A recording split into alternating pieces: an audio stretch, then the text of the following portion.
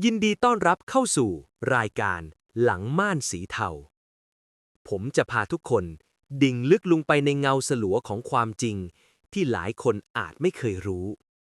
เพราะความจริงมักถูกซ่อนไว้หลังม่านกลิ่นตะกั่วบัดกรีจางๆที่ลอยฟุ้งอยู่ในอากาศผสมกับเสียงอึกทึกของห้างสรรพสินค้าใจกลางเมืองมันควรจะเป็นบรรยากาศของช่างที่ซื่อสัตย์ใช่ไหมครับแต่สำหรับผมที่ยืนหลังเคาน์เตอร์กระจัดแคบๆของร้านรับซ่อมโทรศัพท์มือถือในชั้นใต้ดินแห่งนี้ผมรู้ดีว่าภายใต้แสงไฟนีออนสว่างจ้ามันมีความลับสีเทาที่ถูกปิดบังไว้ด้วยคำพูดสวยหรูของช่างรับซ่อมผมชื่อวุฒิครับเป็นช่างมือใหม่ที่เพิ่งก้าวเข้ามาทำงานในร้านของเฮียกวงร้านที่ดูภายนอกก็เหมือนร้านตู้ทั่วไปมีเคสโทรศัพท์หลากสีสันแขวนประดับบังสายตาแต่ข้างหลังนั่นแหละคือที่บทละครตบตาเริ่มขึ้น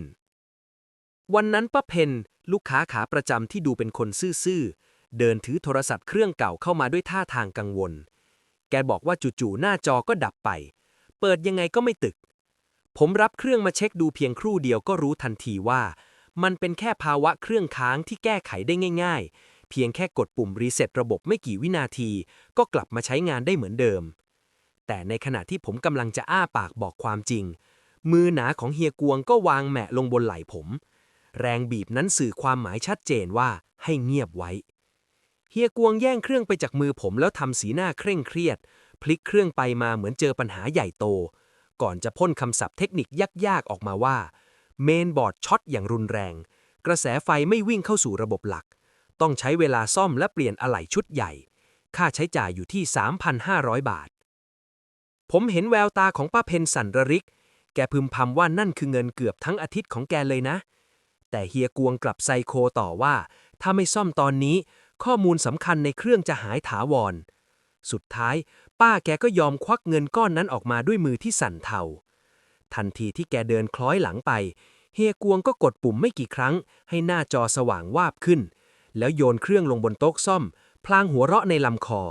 บอกผมว่านี่แหละคือบทเรียนแรกของการอยู่ในวงการนี้ความรู้ของลูกค้าคือช่องว่างของกำไรยิ่งเขาไม่รู้เรายิ่งรวยความรู้สึกผิดมันแล่นปราดเข้าขั้วหัวใจผมทันทีครับผมมองดูเครื่องมือซ่อมที่วางเรียงรายอยู่แต่วันนี้มันดูเหมือนอาวุธที่ใช้ปล้นคนซื่อสัตย์มากกว่าความโลภของคนเรามันน่ากลัวตรงที่มันสามารถเปลี่ยนเรื่องง่ายๆให้กลายเป็นกับดักที่ซับซ้อนได้อย่างหน้าตาเฉยและผมเองก็กำลังกลายเป็นส่วนหนึ่งของขบวนการนี้โดยอาจขัดขืนได้เลยจากเหตุการณ์ของป้าเพนในวันนั้นความรู้สึกขยะแขยงในตัวเองยังคงตกค้างอยู่ในใจผมเหมือนคราบเขม่าตะกั่วที่เช็ดไม่ออกทุกครั้งที่ผมเห็นลูกค้าเดินเข้ามาพร้อมรอยยิ้มแห่งความหวังผมกลับรู้สึกเหมือนเห็นเหยื่อที่กำลังเดินเข้าสู่ปากฉลามเฮียกวงมักจะสอนผมเสมอว่าคนพวกนี้ไม่ได้จ่ายเงินเพื่อซื้อค่าซ่อมหรอกแต่จ่ายเงินเพื่อซื้อความสบายใจที่เขาไม่มีวันเข้าใจหรอกว่ามันทำยังไงยิ่งเราทำให้เรื่องมันดูซับซ้อนเท่าไหร่มูลค่าของความเชื่อใจที่เขาประเคนให้เราก็ยิ่งสูงขึ้นเท่านั้นบ่ายวันต่อมาบรรยากาศในห้างเริ่มซบเซาลงเล็กน้อยแต่แล้วหญิงสาวท่าทางมีฐานะคนหนึ่งชื่อคุณแพรเดินเข้ามาที่ร้านด้วยใบหน้าซีดเผือดเธอสวมชุดเดรสสีสุภาพแต่ดูแพงในมือถือโทรศัพท์รุ่นล่าสุดที่หน้าจอแตกยับเยินคุณแพรบอกด้วยน้ำเสียงสั่นเครือว่าโทรศัพท์เครื่องนี้สำคัญมากไม่ใช่แค่ตัวเครื่องแต่มันมีข้อมูลการทำงานและรูปภาพสำคัญของครอบครัวที่ไม่ได้สำรองไว้เฮียกวงตาเป็นประกายทันทีที่เห็นรุ่นโทรศัพท์และท่าทางกระวนกระวายของเธอเขารีบเชิญเธอเข้าไปนั่งในมุมที่ดูเป็นส่วนตัวที่สุดแล้วเริ่มการแสดงละครฉากเดิมแต่ยกระดับความรุนแรงขึ้นเฮียบอกว่ารุ่นนี้จอเป็นระบบพิเศษอะไหล่ต้องนำเข้าและเสี่ยงต่อการที่ข้อมูลจะหลุดหายระหว่างซ่อมต้องใช้ช่างฝีมือระดับสูงและน้ำยาประสานหน้าจอชนิดพิเศษที่ราคาแพงหูฉี่เฮียกวงเรียกผมเข้าไปหลังร้านแล้วกระซิบสั่งเสียงเข้มว่าให้ผมแกล้งแกะเครื่องออกมาแล้วบอกว่าสายแพรข้างในขาดด้วยเพื่อจะได้เรียกเก็บเงินเพิ่มได้อีกเท่าตัวผมมองหน้าเฮียกวงด้วยความสับสนจิตใต้สำนึกของผมมันกรีดร้องว่านี่มันคือการขูดรีดแต่สายตาที่เต็มไปด้วยอำนาจของเขาทำให้ผมต้องลงมือทำตามอย่างเลี่ยงไม่ได้ ขณะที่ผมกำลังจะรดปลายไขควงลงบนน็อตตัวเล็กๆมือของผมมันสั่นจนควบคุมไม่อยู่ผมแอบเฉลือมมองคุณแพรผ่านกระจกเงาสะท้อนเธอเอาแต่นั่นกุมมือภาวนาสายตาจดจ้องมาที่ผมด้วยความไว้วางใจอย่างเต็มเปี่ยมแต่แล้วในจังหวะที่ผมเปิดฝาหลังออกมาได้สำเร็จสิ่งที่ผมพบข้างในกลับไม่ใช่แค่แผงวงจรไฟฟ้าที่ซับซ้อนแต่มันมีบางอย่างที่แปลกประหลาดถูกซ่อนไว้ใต้แบตเตอรี่มันเป็นแผ่นฟิล์มสีดำขนาดเล็กมากที่ถูกติดไว้ด้วยเทปกาวอย่างประณีตไม่เหมือนอะไหล่จากโรงงานทั่วไปทันทีที่ผมเห็นมันใจผมหล่นวูบไปที่ตะตุ่มเพราะนอกจากฟิล์มปริศนานั่นแล้วผมยังสังเกตเห็นเงาของใครบางคนยืนนิ่งอยู่หน้าร้านสายตานั้นจ้องเขม็งมาที่ผมผ่านบานกระจกไม่ใช่สายตาของลูกค้าทั่วไปแต่มันเป็นแววตาที่เต็มไปด้วยการคุกคามจนผมรู้สึกเย็นวูบไปทั้งหลังความจริงที่ผมกำลังจะขุดคุยขึ้นมาบางทีมันอาจจะน่ากลัวกว่าการโกงเงินค่าซ่อมที่ผมกำลังทำอยู่หลายเท่าตัวนักความเงียบที่ปกคลุมโต๊ะซ่อมของผมตอนนี้มันช่างหนักอึ้งและหนาวเหน็บอย่างบอกไม่ถูกครับแผ่นฟิล์มสีดำปริศนาที่ผมเจอใต้แบตเตอรี่โทรศัพท์ของคุณแพรมันดูไม่เหมือนชิ้นส่วนอิเล็กทรอนิกส์ทั่วไปที่ผมเคยผ่านตามาไม่แต่น้อยมือของผมเริ่มมีเหงื่อซึมออกมาจนสัมผัสได้ถึงความลื่นของไขควงในมือผมพยายามสูดลมหายใจเข้าลึกๆเพื่อเรียกสติแต่สายตาเจ้ากรรมก็ดันเหลือบไปเห็นเงาของชายหนุ่มในเสื้อแจ็คเก็ตสีเข้มที่ยืนอยู่หน้าร้านเขาไม่ได้ขยับไปไหนเลยครับยืนนิ่งเหมือนรูปปั้นแต่ดวงตาคู่นั้นกลับจ้องมองทะลุกระจกเข้ามาที่มือของผมราวกับจะกินเลือดกินเนื้อในขณะที่ผมกำลังตกอยู่ในห้วงของความสับสนเสียงแผดจ้าของเฮียกวงก็ดังแทรกขึ้นมาข้างหูจนผมสะดุ้งสุดตัวเฮียถามซ้ำซากว่าทำไมช้านักแค่แกะเครื่องแค่นี้ทำเหมือนไม่เคยทำผมพยายามกล่ำกลืนความกังวลแล้วส่งสัญญาณบอกเฮียทางสายตาว่ามีบางอย่างผิดปกติแต่เชื่อไหมครับว่าในหัวของเฮียกวงตอนนี้ไม่มีพื้นที่เหลือกับความผิดปกติอื่นใดนอกจากตัวเลขกำไรเฮียกวงเดินเข้ามาประชิดตัวผมแล้วก้มลงมองที่เครื่องโทรศัพท์ทันทีสายตาของเฮียปะทะกับแผ่นฟิล์มสีดำนั่นผมเห็นความสงสัยวาบขึ้นมาในดวงตาเขาเพียงเสี้ยววินาทีก่อนที่ความโลภจะกลบทุกอย่างจนมิดเฮียกวงเสียยิ้มที่มุมปากแล้วกระซิบด้วยน้ำเสียงสั่นพร่าด้วยความดีใจว่านี่มันไม่ใช่แค่เรื่องหน้าจอแตกแล้วนะวุฒิดูเหมือนเราจะเจอขุมทรัพย์เข้าให้แล้วเฮียกวงไม่รอช้าครับเขาเดินออกไปหาคุณแพรที่นั่งรออยู่ด้วยสีหน้าที่เปลี่ยนไปเป็นความเคร่งเครียดแบบสุดโต่งเขาเริ่มปั้นเรื่องโกหกคำโตขึ้นมาอีกครั้งคราวนี้เฮียบอกว่าอาการมันหนักกว่าที่คิดมากเพราะโทรศัพท์เครื่องนี้ถูกวางระบบป้องกันการเข้าถึงข้อมูลไว้แบบพิเศษถ้าช่างทั่วไปซ่อมหน้าจอก็อาจจะทำเครื่องน็อกได้เลยเขาต้องใช้ซอฟต์แวร์ถอดรหัสลับราคาแพงแล้วต้องใช้เวลาทำทั้งคืนค่าใช้จ่ายจะพุ่งขึ้นไปเป็นหลักหมื่นผมนั่งฟังอยู่หลังร้านด้วยความรู้สึกจุกในอกคุณแพรที่กำลังขวัญเสียอยู่แล้วพอได้ยินคำว่าข้อมูลจะหายไปตลอดกาลเธอก็แทบจะร้องไห้ออกมาเธอพยักหน้ารับเงื่อนไขทุกอย่างอย่างคนหมดทางเลือกแต่สิ่งที่เฮียกวงไม่รู้และผมเองก็เพิ่งจะสังเกตเห็นก็คือชายในเสื้อแจ็คเก็ตคนนั้นเริ่มขยับตัวครับเขาเดินตรงเข้ามาในร้านด้วยจังหวะก้าวที่มั่นคงและเงียบเชียบจนหน้าขนลุกหัวใจผมเต้นรัวเหมือนกลองรบผมรู้ดีว่านี่ไม่ใช่ลูกค้าธรรมดาที่เดินหลงเข้ามาแน่นอนจิตวิทยาของคนเวลาที่มีความลับดำมืดซ่อนอยู่มักจะแสดงอาการระแวดระวังออกมาเป็นพิเศษแต่เฮียกวงกลับมืดบอดเพราะเงินบังตา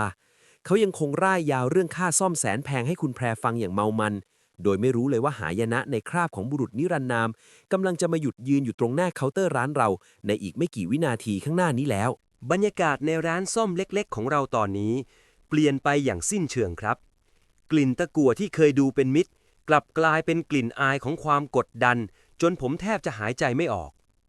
ชายหนุ่มเสื้อแจ็คเก็ตเข้มเดินเข้ามาหยุดนิ่งตรงหน้าเคาน์เตอร์เขาไม่ได้มองไปที่เฮียกวงที่กำลังพล่ามเรื่องราคาซ่อมอยู่เลยแต่สายตาที่คมปราบกลับจับจ้องมาที่ผมซึ่งกำลังถือเครื่องโทรศัพท์ของคุณแพรไว้ในมือผมรู้สึกเหมือนตัวเองเป็นกระต่ายที่กำลังถูกงูจงอางจ้องเขม็งความเงียบที่เขานำเข้ามาด้วยมันทรงพลังขนาดที่ทำให้เฮียกวงต้องหยุดพูดไปเสียเฉย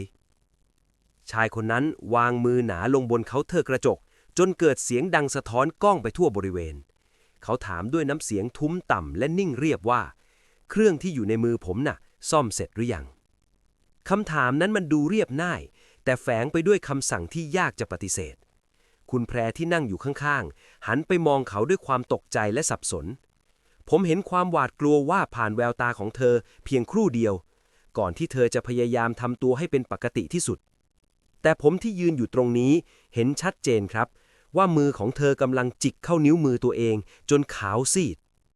เฮียกวงที่เริ่มรู้สึกถึงความผิดปกติพยายามจะกู้สถานการณ์คืนเขาแสร้งทำเป็นหัวเราะแห้งๆแล้วบอกว่าเครื่องนี้เป็นงานค้างต้องใช้เวลาอีกนานครับพี่รบกวนพี่เลือกดูเคสเครื่องอื่นไปก่อนนะครับ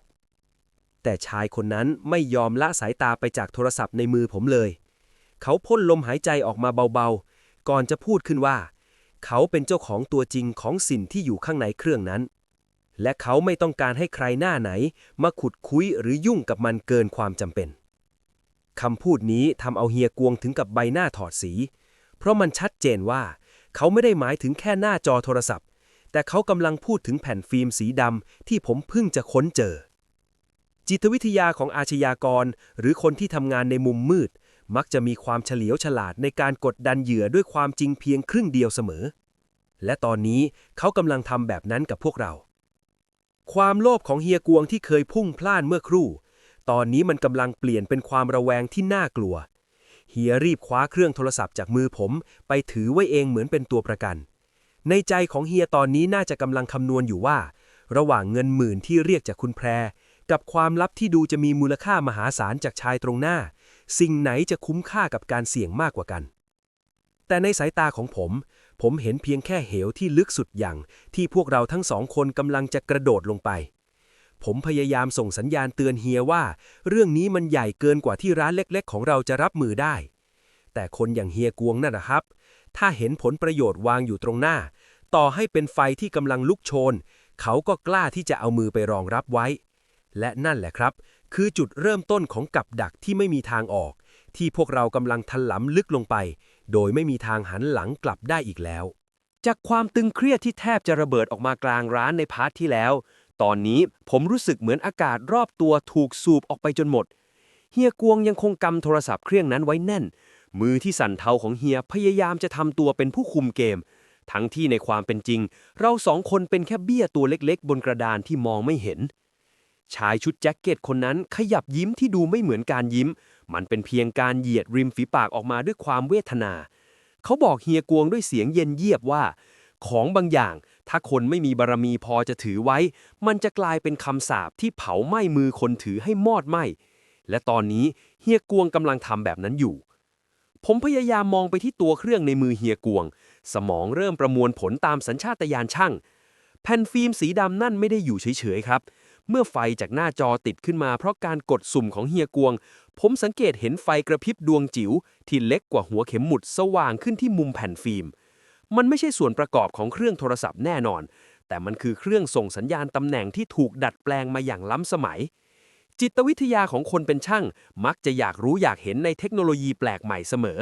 แต่ความอยากรู้ครั้งนี้มันทำให้ผมเย็นวูบไปถึงกระดูกสันหลัง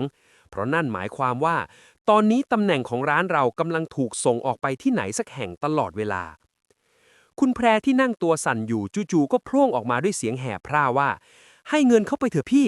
ให้ไปเท่าไหร่ก็ได้แต่อย่าคืนเครื่องนั้นให้เขาเธอชี้ไปที่ชายชุดแจ็คเก็ตด้วยความหวาดกลัวอย่างถึงที่สุดคำพูดของเธอเหมือนเป็นการสาดน้ำมันเข้ากองไฟเฮียกวงหูผึ่งทันทีเมื่อได้ยินคำว่าให้เท่าไหร่ก็ได้ความโลภที่ชั่ววูบหนึ่งถูกความกลัวกดไว้ตอนนี้มันกลับพุ่งทะยานขึ้นมาใหม่เฮียหันไปมองหน้าชายคนนั้นแล้วบอกว่าถ้าอยากได้เครื่องนี้คืนพี่ต้องมีค่าปิดปากและค่าเสียเวลาให้ผมมากกว่าที่ผู้หญิงคนนี้เสนอมาหลายเท่าไม่อย่างนั้นผมจะแกะชิ้นส่วนพวกนี้ออกดูให้หมดว่ามันซ่อนความลับอะไรไว้ผมอยากจะตะโกนห้ามเฮียเหลือเกินครับวันนี้ไม่ใช่เวลามาขูดรีดแต่มันสายไปแล้วชายคนนั้นไม่ได้ตอบด้วยคำพูดแต่เขาหันไปมองที่ประตูม้วนหน้าร้านที่ยังเปิดอยู่ครึ่งหนึ่งผมเห็นเงาของคนอีก2-3 คนเดินเข้ามาบดบังแสงไฟจากทางเดินห้างกลิ่นอายของอันตรายมันเข้มข้นจนผมรู้สึกคลื่นไส้เฮียกวงเริ่มรู้ตัวว่าสถานการณ์กำลังหลุดลอยจากการควบคุมแต่เขาก็ยังทำใจดีสู้เสือตวาดใส่ผมให้รีบไปหยิบกล่องเครื่องมือมาเตรียมงัดแงะแผ่นฟิล์มนั่นต่อหน้าทุกคนเพื่อเป็นการข่มขู่ชายแปลกหน้าคนนั้นว่าเขากล้าทำจริงๆโดยที่เฮียไม่รู้เลยว่าการกระทำนั้นกำลังจะเป็นการเปิดประตูนรกให้กว้างขึ้นกว่าเดิม สัมผัสจากครีมปากแหลมที่ผมต้องหยิบส่งให้เฮียกวงตามคำสั่งมันดูเย็นเยียบเหมือนโลหะจากหลุมศพเลยครับสถานการณ์ในร้านตอนนี้มันบีบคั้นจนผมเห็นเหงื่อเม็ดเป้งไหลย้อยลงมาจากขมับของเฮียกวงแม้เฮียจะพยายามปั้นหน้าดุร้ายเพื่อข่มขวัญชายในชุดแจ็คเก็ตแต่แววตาที่ลอกแลกของเฮียมันฟ้องว่าข้างในใจเขากำลังสั่นคลอนอย่างหนักชายชุดแจ็คเก็ตยังคงยืนนิ่งไม่แยแสต่อคำขู่ของเฮียกวงแม้แต่น้อยเขากลับหันมาสบตาผมแทนแววตาคู่นั้นดูจะสื่อความหมายบางอย่างที่ผมเองก็บอกไม่ถูก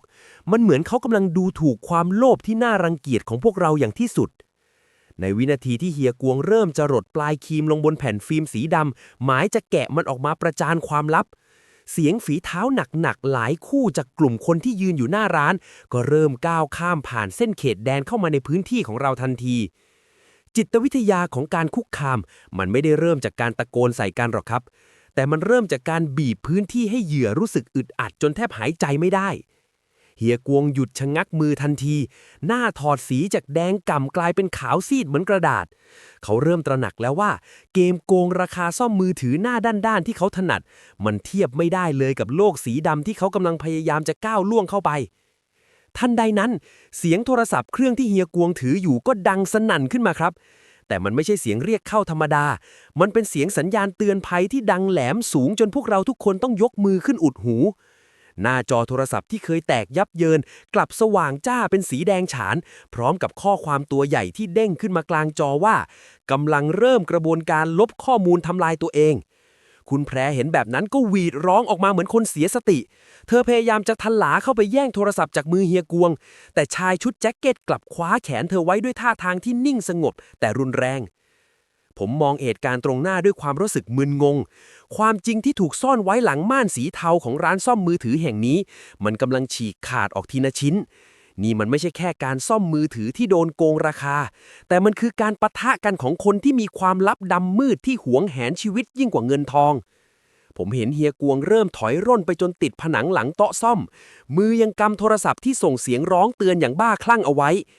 ในใจของผมตอนนี้ไม่ได้นึกถึงเรื่องกำไรหรือความถูกต้องอีกต่อไปแล้วครับผมนึกเพียงอย่างเดียวว่าทำอย่างไรให้ชีวิตของผมรอดพ้นไปจากห้องเล็กๆห้องนี้เพราะดูเหมือนว่าเจ้าของโทรศัพท์ตัวจริงหรือคนที่ต้องการความลับนี้จะไม่ยอมให้ใครที่เห็นแผ่นฟิล์มนั่นมีชีวิตรอดออกมาบอกเล่าความจริงให้โลกภายนอกรู้ได้อย่างแน่นอนและบทสนทนาที่กำลังจะเกิดขึ้นต่อไปนี้อาจจะเป็นคำสั่งตายของพวกเราทุกคนในร้านซ่อมมือถือแห่งนี้ก็ได้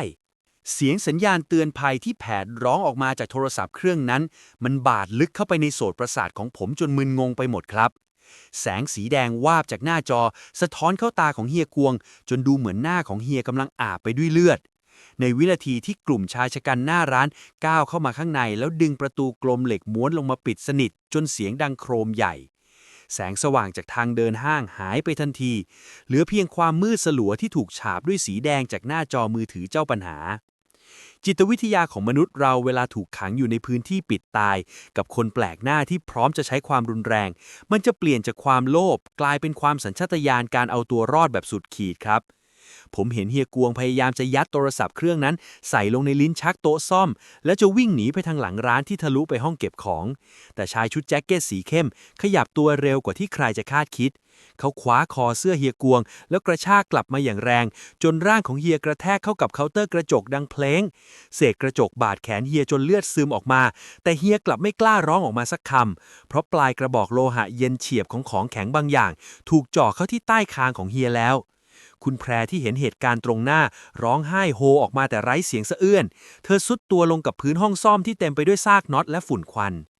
ชายคนนั้นหันมามองผมด้วยสายตาที่สงบนิ่งแต่แฝงไปด้วยความตายเขาบอกผมด้วยน้ำเสียงที่นิ่งเรียบว่า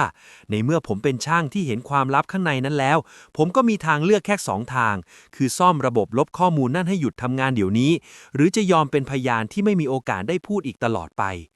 ผมยืนตัวแข็งทื่อสมองประมวลผลอย่างหนักนี่มันไม่ใช่แค่การซ่อมหน้าจอราคา500แล้วคิดเงิน 5,000 แบบที่เฮียกวงชอบทำแล้วครับ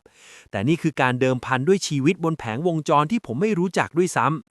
ผมมองไปที่เครื่องโทรศัพท์ที่ยังคงส่งเสียงเตือนอย่างต่อเนื่องข้อมูลในนั้นต้องสำคัญมากจนคนพวกนี้ยอมแลกทุกอย่างเพื่อมันความลับที่ซ่อนอยู่หลังม่านสีเทาของธุรกิจรับซ่อมมือถือที่ผมเคยคิดว่ามันแค่เรื่องการโกงเงินลูกค้าเล็กๆน้อยๆตอนนี้มันขยายใหญ่จนกลายเป็นหลุมดำที่กำลังจะกลืนกินพวกเราทุกคนเข้าไปผมค่อยๆเอื้อมมือที่สั่นเทาไปหยิบเครื่องโทรศัพท์ขึ้นมาภายใต้แรงกดดันมหาศาลนี้ผมรู้ดีว่าถ้าผมทำพลาดแม้แต่นิดเดียวหรือถ้าความจริงที่อยู่ข้างในนั้นมันรุนแรงเกินกว่าที่พวกเราจะรับไหวจุดจบของเรื่องนี้คงไม่ได้อยู่ที่สถานีตำรวจแน่นอนแต่มันจะจบลงที่ความเงียบงันชั่วนิรันดร์ในร้านซ่อมมือถือแห่งนี้แหละครับจากความพยายามที่จะหยุดยั้งระบบทำลายตัวเองในพาร์ทที่แล้ว นิ้วของผมที่สัมผัสลงบนแผงวงจรมันสั่นจนแทบจะจับครีมคีบไม่อยู่ กลิ่นไหม้จางๆของสารเคมีในแบตเตอรี่เริ่มโชยออกมาผสมกับกลิ่นเหงื่อและกลิ่นคาวเลือดที่แขนของเฮียกวง ผมต้องพยายามใช้สมาธิทั้งหมดที่มีเพื่อไล่สายไฟเส้นเล็กๆที่เชื่อมต่อกับแผ่นฟิล์มสีดำปริศนานั่น ชายชุดแจ็คเก็ตยังคงยืนค้ำหัวผมอยู่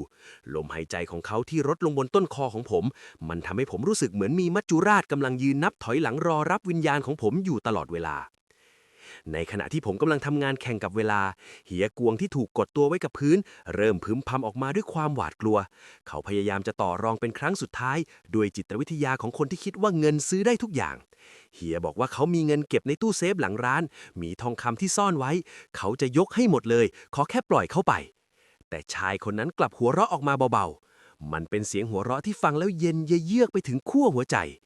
เขาบอกเฮียกวงว่าเงินสกปรกที่เฮียโกงลูกค้ามาทั้งชีวิตน่ะ มันไม่มีค่าพอจะซื้อเวลาชีวิตเพิ่มได้แม้แต่วินาทีเดียวในโลกของเขาหรอก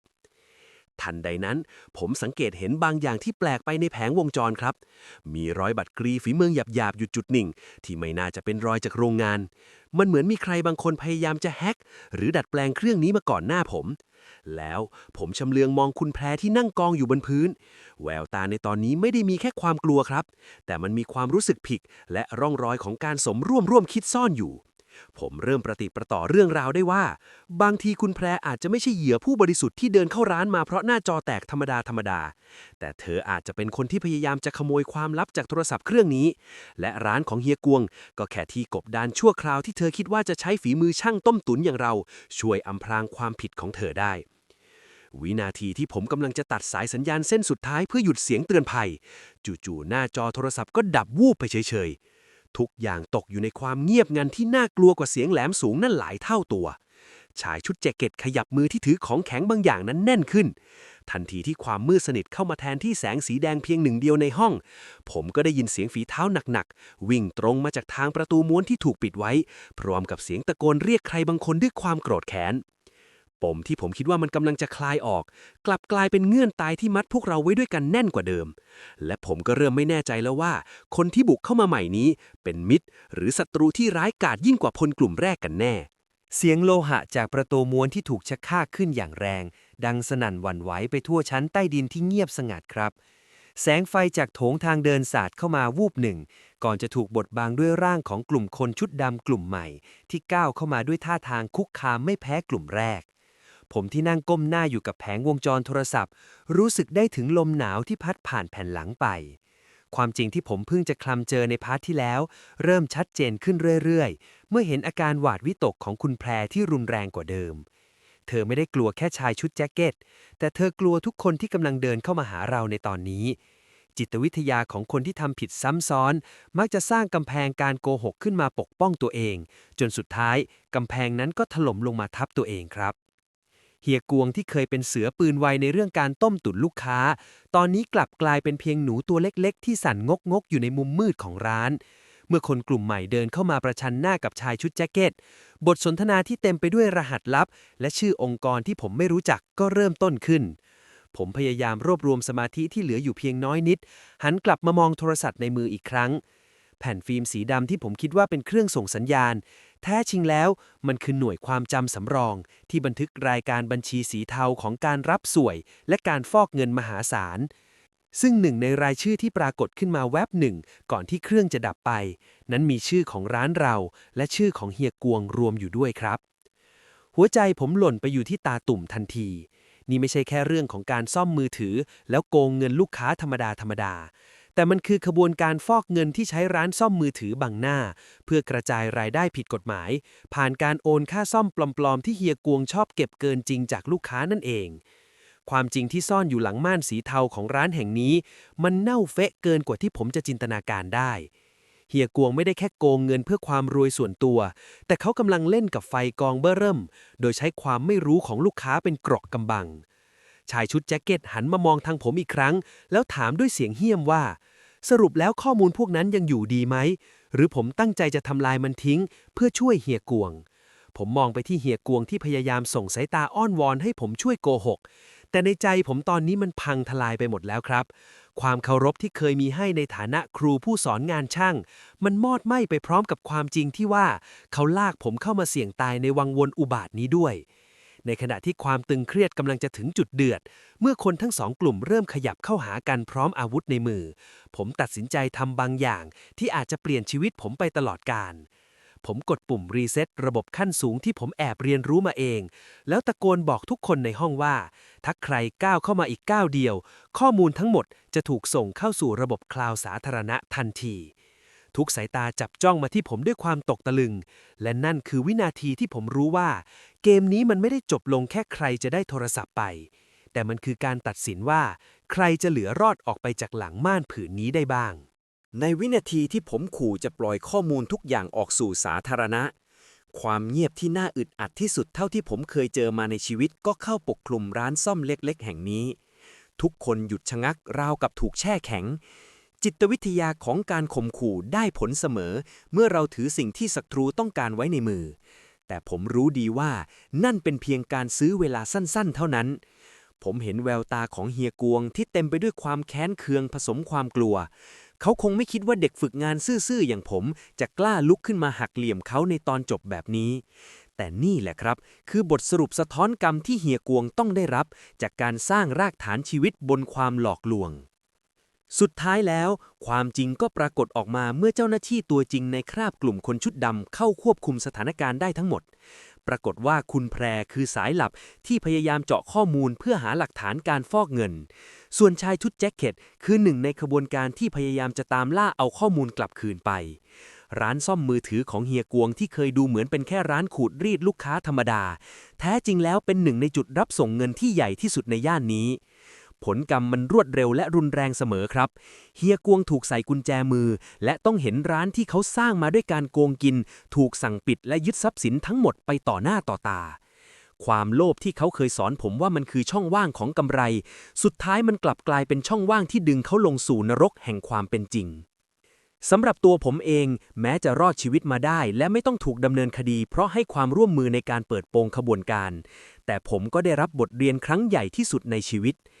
การทำงานหลังม่านสีเทาที่เต็มไปด้วยการต้มตุ๋นมันไม่มีทางนำมาซึ่งความเจริญที่ยั่งยืนหรอกครับความซื่อสัตย์ในวิชาชีพคือเกราะป้องกันตัวที่ดีที่สุดวันนี้ผมเดินออกมาจากซากปรักหักพังของร้านเฮียกวงด้วยมือเปล่า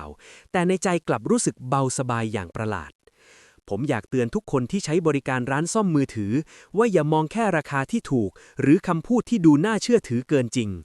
ความรู้เท่าทันคือทางรอดของคุณในโลกที่ความจริงมักจะถูกบิดเบือนไปตามมูลค่าเงินเรื่องราวของร้านซ่อมมือถือที่แฝงไปด้วยความลับดำมืดนี้คงจะเป็นอุทาหรณ์ให้หลายคนได้ฉุกคิดว่าสิ่งที่เราเห็นตรงหน้าอาจจะเป็นเพียงละครฉากหนึ่งที่ถูกจัดวางไว้เพื่อตบตาเราเท่านั้นก่อนจะส่งมอบโทรศัพท์หรือข้อมูลสำคัญให้ใครจงจำไว้ว่าความเชื่อใจที่ให้ผิดคนอาจนำมาซึ่งหายนะที่คาดไม่ถึงเหมือนที่เฮียกวงและคุณแพรได้ประสบพบเจอมาด้วยตัวเองและนี่คือบทสรุปทั้งหมดจากผมช่างซ่อมที่เคยยืนอยู่หลังม่านสีเทาแห่งความลวงข้ามปีขอบคุณสำหรับการติดตามเรื่องราวในวันนี้ครับแล้วกลับมาพบกันใหม่เมื่อม่านสีเทาถูกเปิดออกอีกครั้งเพราะความจริงมักถูกซ่อนไว้หลังม่านกับรายการหลังม่านสีเทาสำหรับวันนี้สวัสดีครับ